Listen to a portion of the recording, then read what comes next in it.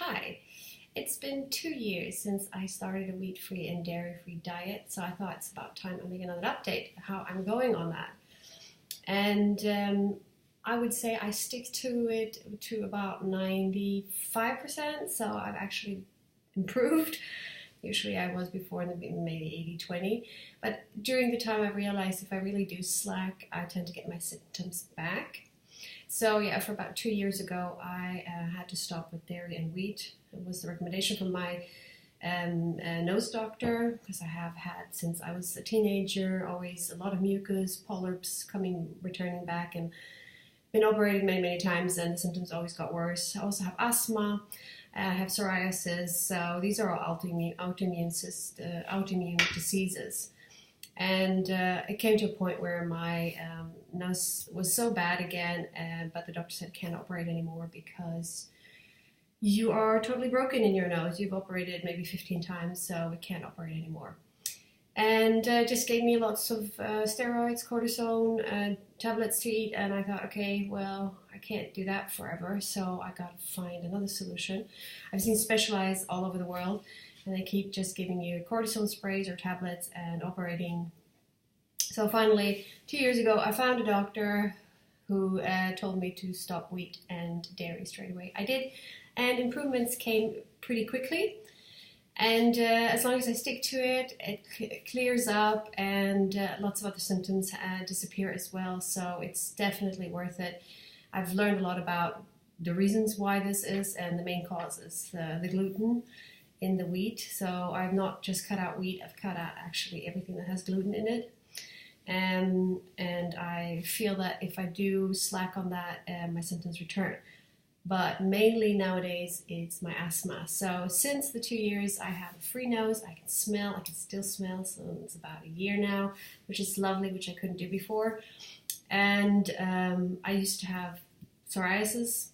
When I was a teenager, I had it all over my body. And now I don't have anything. I mean, it's still in me, but it's not broken out. At the worst stage, before the 2 years, I had constant headaches. Once a week, I would think I'd had a migraine. I had psoriasis, I had asthma, I had the nose problems. I had tingling. I started having tinglings in my hands and stuff, and these were symptoms where I thought, this is not very good anymore. I had night sweats. And I was wondering, why do I sweat at night? It's not warm. Why I could sometimes, like, I had to get up and change a t-shirt, and I'm thinking, you're right, this is also not normal. So these were, at the point where I was getting really bad. And since I stopped with wheat and gluten, these have pretty much all disappeared. My nose is occasionally a little bit stuffed, and my asthma occasionally still is there. And obviously I have asthma genetically from my grandparents, and so it's not going to disappear totally, but it's also not affecting my life as much. And I do tend to notice that when I do slack a little bit, because then when everything's going so well, you just go, okay, a little bit of bread doesn't matter, I'll just have that cake or that cookie, and you slowly but surely you eat a little bit more of this, and slowly but surely the symptoms come back. And by me, nowadays, it's not the other symptoms, but it's asthma, which sort of I can identify straight away, where I go, okay, I'm having troubles breathing again, I have to take my spray at night. And yeah, so what I do then, which is the only thing that actually worked, I did this now about 4 or 5 weeks ago before Christmas. I did a dry fast again. I think I'm into my 4th dry fast, maybe my 5th. And why I do a dry fast is just because it's so much more intense, the healing, than it is if you go, like some people do 3, 4, 5, maybe a week of water fast. And I don't know if I can deal with it, because it's probably really good for you, but it's just that time, and that's my life. It just doesn't fit in. So what I do is a dry fast, and it has an amazing effect very quickly. And I do it usually about 24 hours. I'm pushing myself 36, so last time I did 36 hours. And the reason why I did it before Christmas was, as I said, my asthma just became bad, and over the days it just got worse and worse, that I would end up taking my spray maybe 3-4 times a night. And I'm going, okay, this is bad. I went to the doctor, he gave me other stronger sprays, and it's just not helping. So, and the only thing that actually helps is the wonder of dry fast. So what I do, 36-hour dry fast, and I see that toxins are coming out. I can see my tongue getting all white. I sometimes have headaches. But you just push through it, and let's say 24 hours after I finish the dry fast, it's gone. My asthma's gone. I feel like a new person. It's so much easier to breathe. It's like reset the whole body. So yeah, I'm right now doing a dry fast again.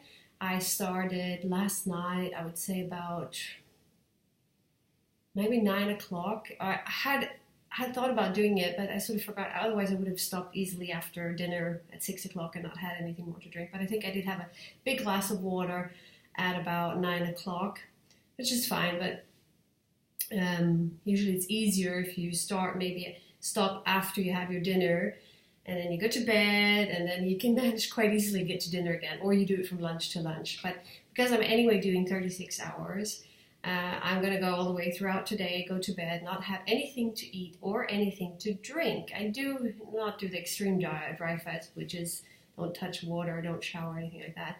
I do still do that. I do still brush my teeth. I think that's a bit more, it keeps your mouth a bit fresh because you do get thirsty. So I can feel now, after not having had anything to drink this morning, I'm a little bit thirsty. In regards to hunger, and that's really just a mental thing. It just comes at the phases where you usually eat your meals. So around breakfast and at lunch and then dinner, you sort of get that feeling again. And it's really just a mental thing. So stick it out. It's worth it. If you have any type of inflammatory symptoms, give dry fast a go. It's not going to kill you. Many people do it for longer times than 36 hours. Some people do it up to a week. I don't know if that's so good, but it's not going to kill you.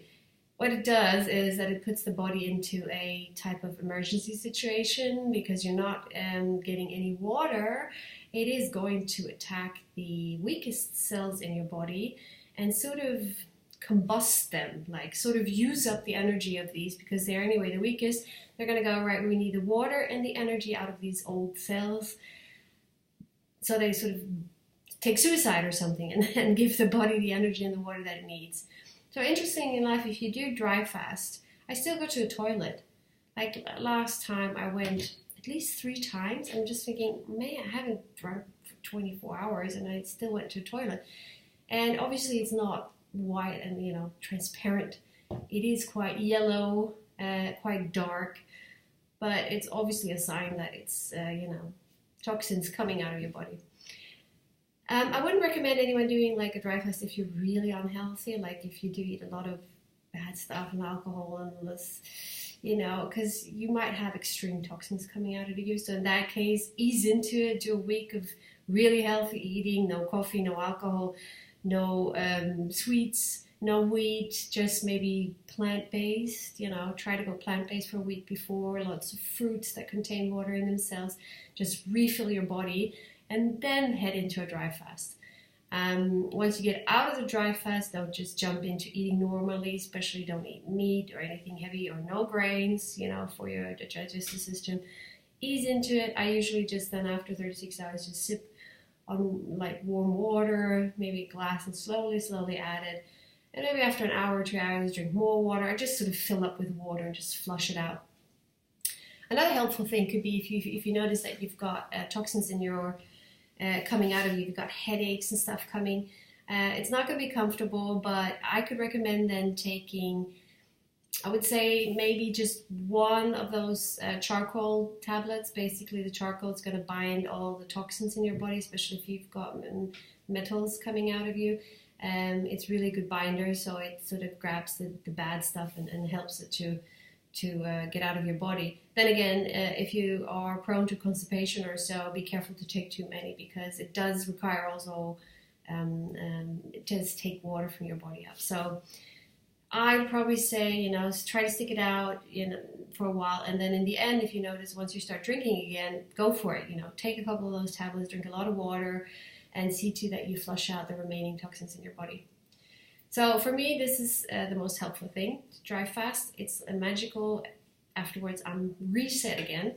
And not to say that you then just go back and eat normal things, because I noticed that for me, it's like, it goes a month and then I have to do it again. So that's why I'm doing it now. I just don't want the symptoms to get too bad. Once you feel really good, you don't want to go back to feeling bad. So it's worth that. It's definitely worth that, mental state of just, I'm not going to drink or eat anything.